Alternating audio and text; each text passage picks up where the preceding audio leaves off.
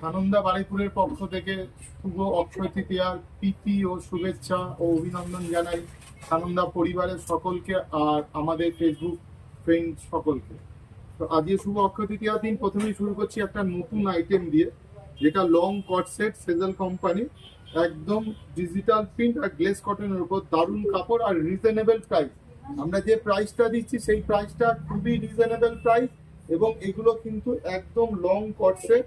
প্যান্টে পকেট আসবে, জামা প্যান্টের একই প্রিন্ট পাবেন, পিওর কটন, পিওর কটনের ওপর পাবেন। দুটো কালার চার্ট আছে, একটা রেডিশ পিঙ্ক একটা আছে, মানে লাল আর রানীর একটা মিক্সচার কালার, খুব সুন্দর কালার এটা।